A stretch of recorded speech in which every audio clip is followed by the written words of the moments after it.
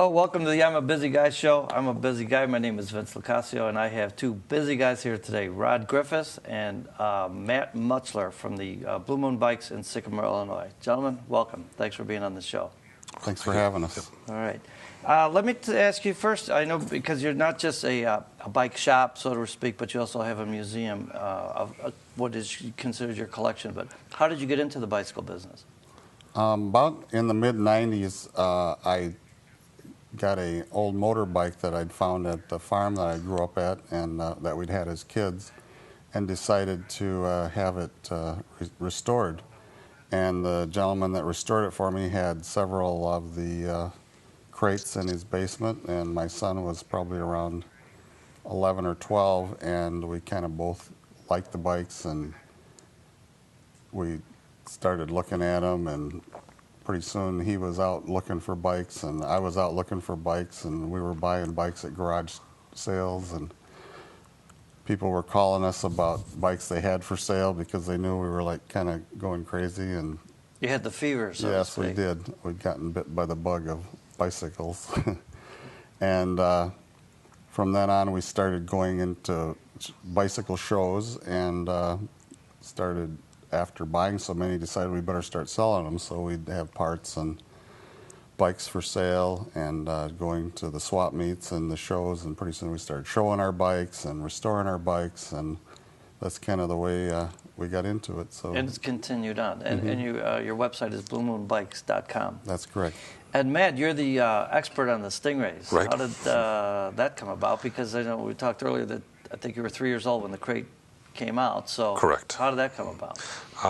Pretty much kicked a second childhood interest in the Stingrays, also in the mid to late '90s.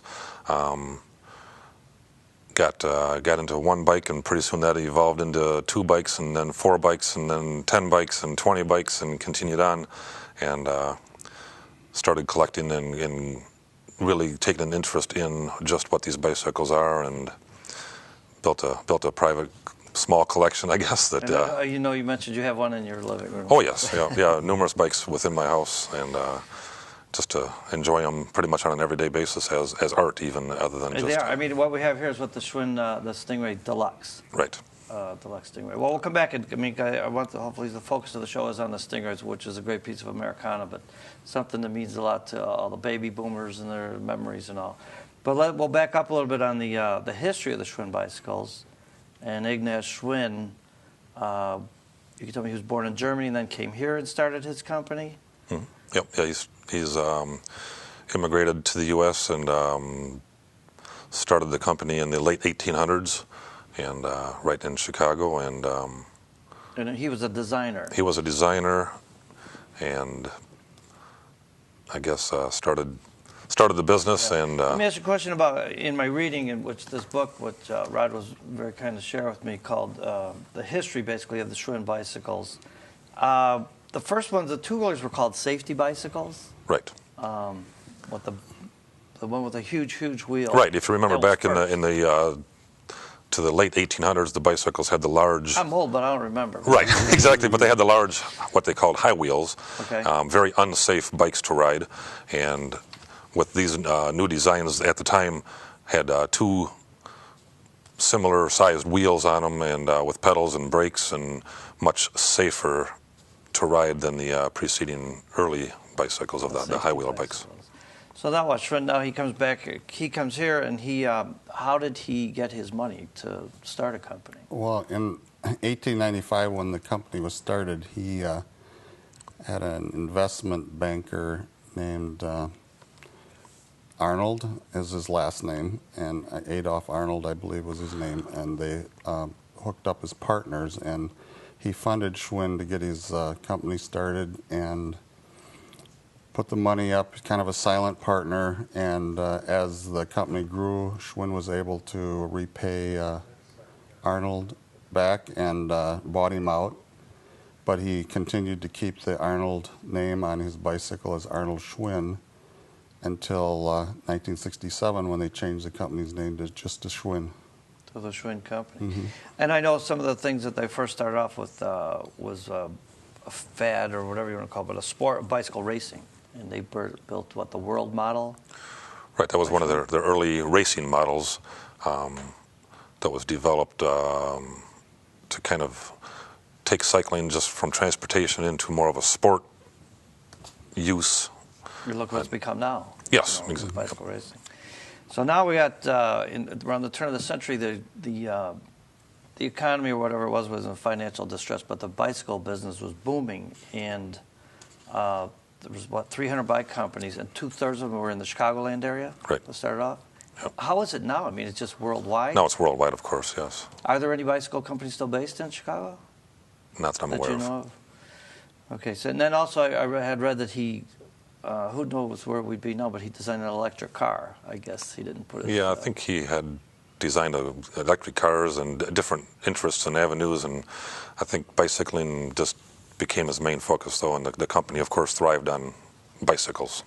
And Schwinn, did Schwinn buy parts from other people, or to put together, or they? Schwinn manufactured a large percentage of their parts were all in-house right in Chicago, outsourcing only small items and tires of one thing that they outsourced from some of the rubber companies and that, but most of the parts were made right here in Chicago, right in-house. Nice. And then we talked about how the Excelsior motorcycle company, they bought that.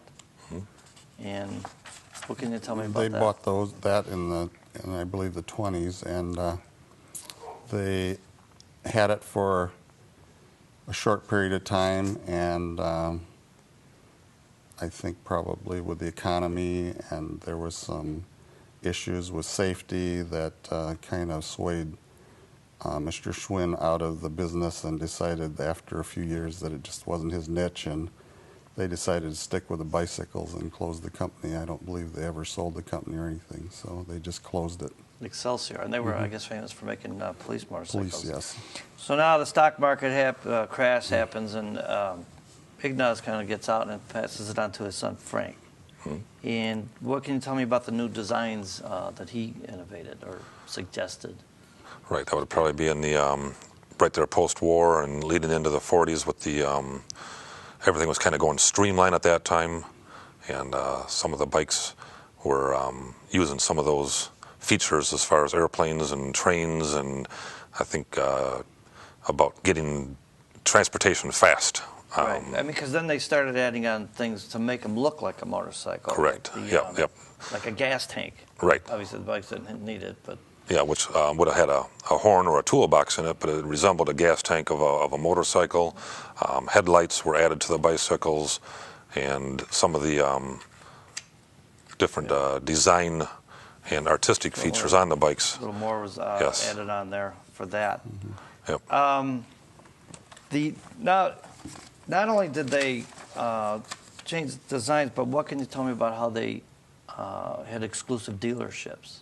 In other words, you couldn't buy a Schwinn just anywhere. Right. Right. They had developed this whole system that probably at post-World War II, where if you wanted to be a Schwinn dealer, you would have to be an exclusive Schwinn dealer, sell only their product, and they were very controlling with their designs. They even had floor designs for the companies, building designs that you could build to specifically display their bicycles, and how they would have the areas of the building set up for service and showing the bicycles. Similar to like an auto dealer, even. Right. They had I know most service people parts can and just picture there's the Schwinn store. It Right. wasn't like Yep. Sort of what you'd call a concept store today, which is specifically for one type of bicycle, which they've kind of gone back to now with some of the bicycle companies, such as Trek is going to that. And so, Are you an exclusive Schwinn dealer now? I mean, not exclusive, but we do carry Schwinn as a primary line in our store, along with other brands. But back in the 60s or 70s there, when they were doing these concept type stores, they wanted you to be pretty much exclusively Schwinn for sales and service. And plus, you were getting a quality bike. I mean, because that was one of the things that I read that Frank wanted to stick with, was building a good bike. Mm-hmm. and not something that you could just buy anywhere, like buy at Sears, Right. because other companies were building cheaper bikes. Yes. Yep. Or- Schwinn was always known for their quality. Once you were a part of the Schwinn family as a dealer, though, you were really part of their family because they would have banquets and rewards and Oh, yeah. all kinds of national things where they would bring you to their have huge reward parties Incentives and, and things, incentives yep. for their dealers, and so you were really rewarded for being a Schwinn dealer. So back to design a little bit, but what on a trip to Europe you not rediscovered, but saw that they were using balloon tires, and kind of brought that design back to use on Schwinn. Right, probably into the 50s then when the balloon tires were very popular. Kind of an iconic part of the 50s would be big fins on cars and balloon tires on bicycles, and that craze kind of was huge at that time. And then in the midst of this, the Whizzer. What can you tell me about the Whizzer? Well, Rob's Well, got some Whizzers. The Whizzer was designed as a package or a kit you could buy for your bicycle that would fit on anything that would hold the motor in the frame of the bicycle.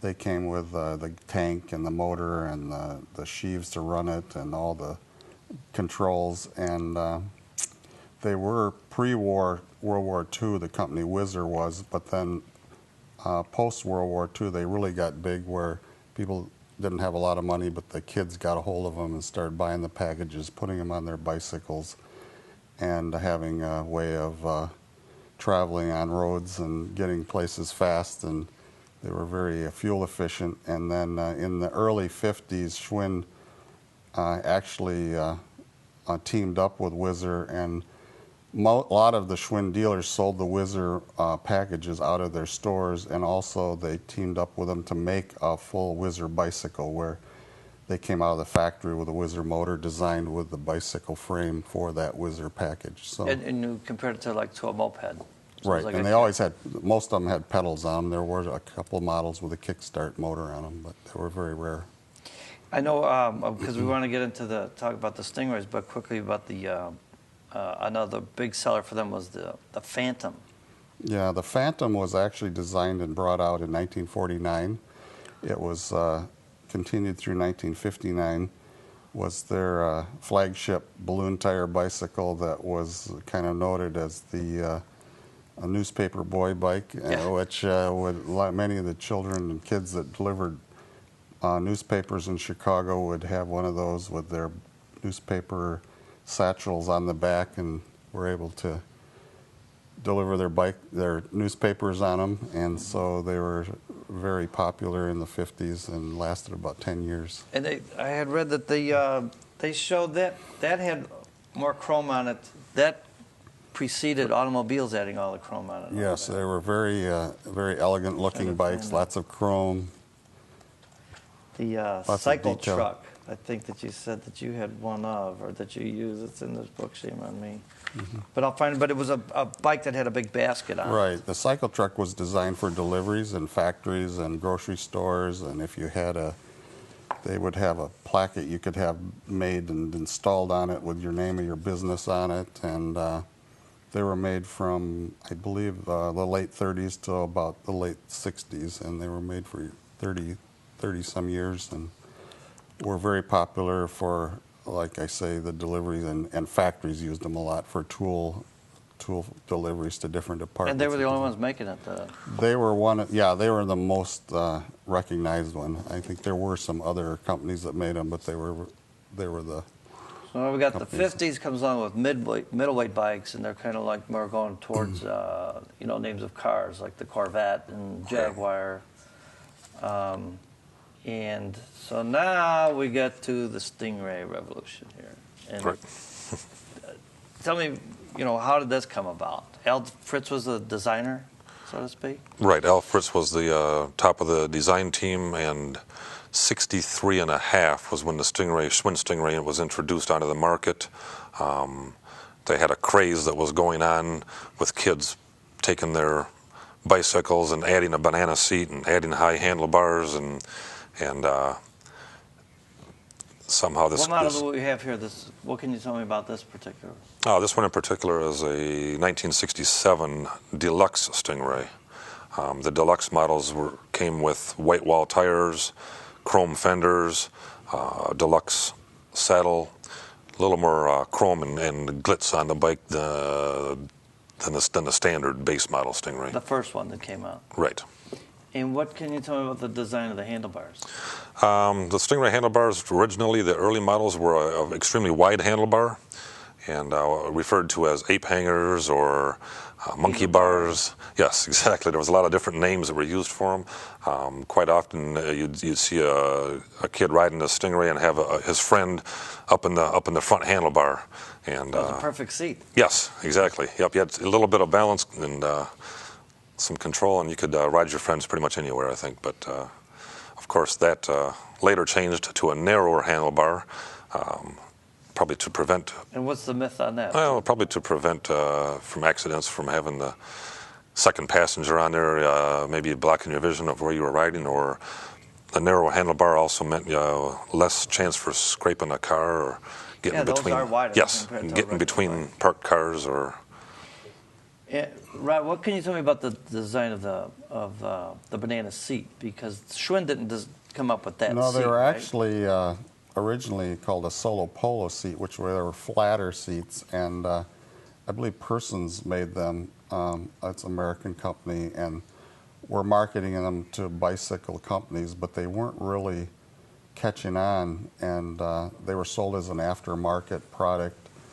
And when these kids out west in California had found them to put on their bikes with their high handlebars, that's where Al Fritz had gone and researched this and saw these bikes, and then they developed the bicycle with Persons in mind to supply them with the seats, and started using the seats on their first models of their Stingrays. So. And then what's another distinct thing was the tire, the knobby tire?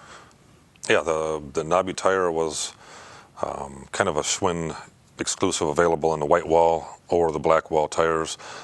For the first couple of years, they did a knobby tire, which has got some kind of a studded knobby tire, and in '65, then they introduced the slick tires, which we all kind of remember, the big fat slick on the back, which kind of followed with drag racing and hot rodding, and kind of they adapted that onto bicycles. What a history this bike has. It's it's developed. There was so many different kinds. There was the midget. There was one for girls. There was and then copied. What can you tell me? Yes, about the copies? yeah, numerous copies. I think everybody in the bike manufacturing was trying to catch up with Schwinn, and the Stingray was just. The dealers couldn't keep them in stock. The factory couldn't make them to fill the orders fast enough. Even things like the tires we mentioned, the tire companies ran out of tires to supply Schwinn, and they were pulling tires from other companies. The other companies were trying to compete with them, and the Stingray is kind of a loose term. It's a model, but not specific to one. There's, like you mentioned, there's girls Stingrays, there's boys Stingrays, there's midget Stingrays, there's the runabout. The runabout was a fold-up Stingray that you could put in the trunk of your car and take a camping maybe. I mean, it ran such a gamut, because then there was the ram horns. There was the fastbacks with the ram's horn handlebars, and there were the deluxe Stingray. There were super deluxe Stingrays. There were a lot of different Stingrays. They were all the same type of bike, but little different features on them. But we'll talk, if we can switch the bikes now, we're going to talk about your favorite series, was the Crate. That would be the Crate series, right? So now we're talking about drag racing. Now this has a stick shift on it, and yep. How does that look there? We can move it around from you. Yeah, the Crate series were introduced in 1968. The orange Crate was first introduced, and right after that they added the red one, the apple Crate, and the yellow lemon peeler. But the Crate series had the best of all of the other models combined. It had the Springer front fork, the knee action spring front fork. It had the shock absorbing sissy bar on the back. It had the Schwinn slick tire on the back. Had a front drum brake.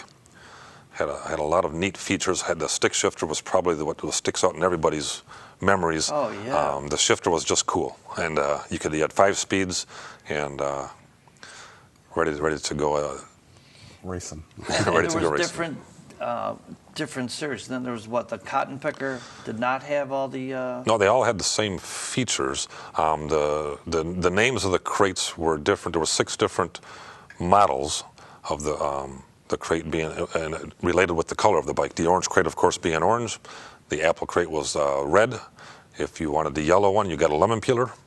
If you wanted green was your favorite color, you got a pea picker. In 1970, they added the cotton picker, which was all white.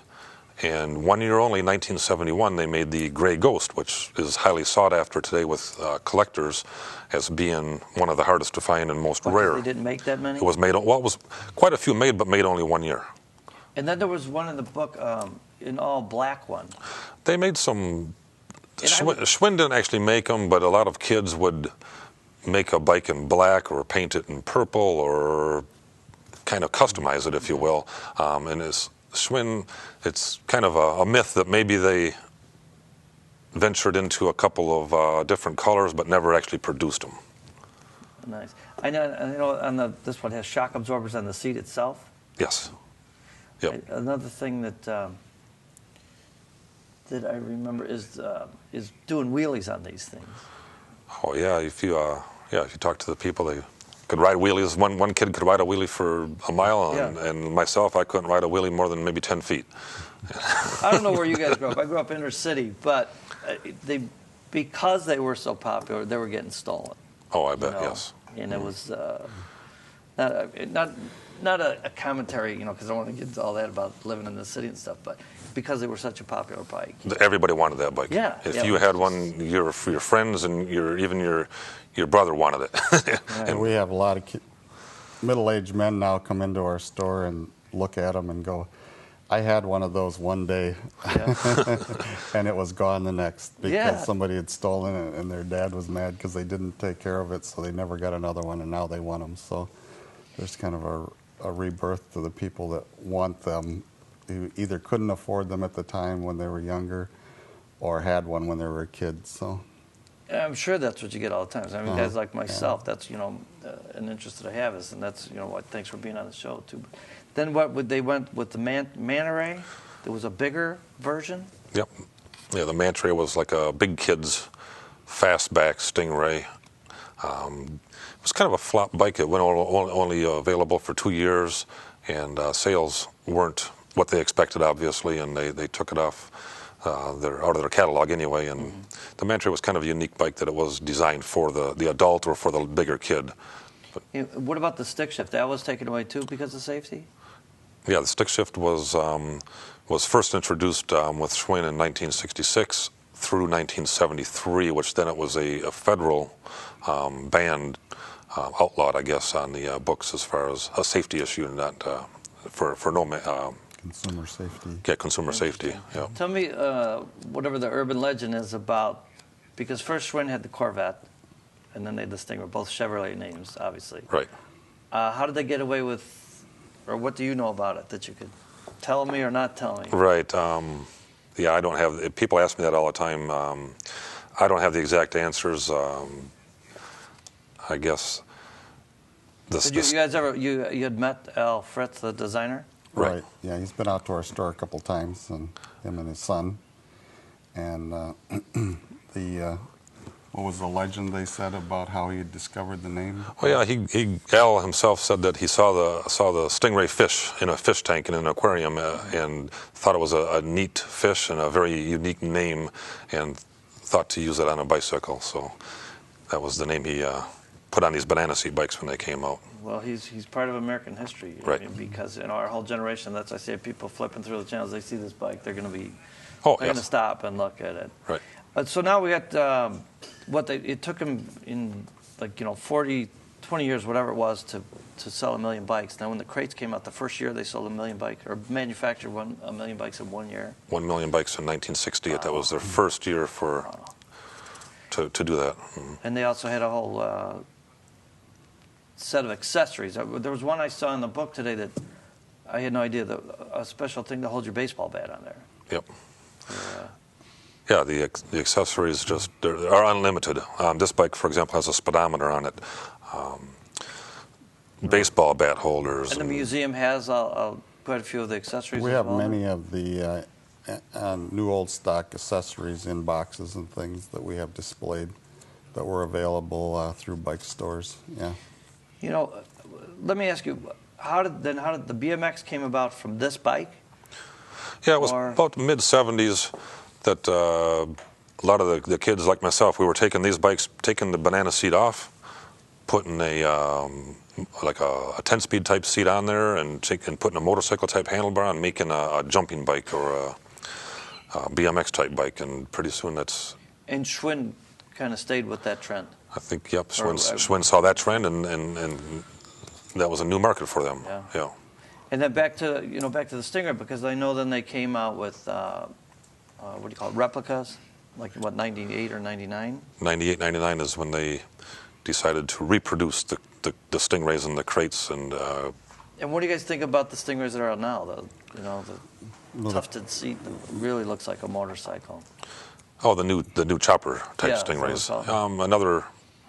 Another venture that they went into, and the OCC chopper that Schwinn manufactured here in the late 90s, early 2000s was another craze. Do you sell those as well? Yeah, we do have some still available. They're no longer available in the catalogs this year, but they lasted only for a short craze. But they were near 1 million of those made, and a whole other avenue that Schwinn had gone down. And well, I want to thank you guys for being on the show. I've got some cannolis for you. All right. And I mean, Schwinn, what an Americana thing. We got rollerblades for the kids, and I noticed that they were made by Schwinn. It was like, I didn't even have to look at them. It's like it's built into you that that's a good quality product, and what a great name recognition that they have. Exactly. Yep. That's an American icon name. That's for sure. And how does the museum work? I mean, it's the third floor of your store? Yeah, we have an old historic building in Sycamore with 3 floors, and we have our bike store on the first, and old collectible bicycles on their second floor for sale, and then our third floor is my collection, which we call a museum for lack of calling it anything else. It didn't work out, but I wanted to show a video of it. It's certainly accessible on YouTube. That's oh, yeah. correct, I mean, got hundreds of bikes. Hundreds of bikes. Hundreds, just beautiful. Yep. And every year we have our Crate Fest. Oh, I'm sorry, I got a call. That's okay. Hello. Yeah, I'm talking about bikes. Okay. All right, bye. You know what? I gotta go. Thanks for being on the show. Thanks for having us. And I'm gonna have a Stingray when I grow up. Oh, yes. I had a Sears Spider, but thank you again and again. And bye, Schwinn. But I forgot to mention Captain Kangaroo. And Oh, yes. well, thanks again, gentlemen. Okay, Vince. Thank you, Vince. You guys finish the show. I gotta go. Okay.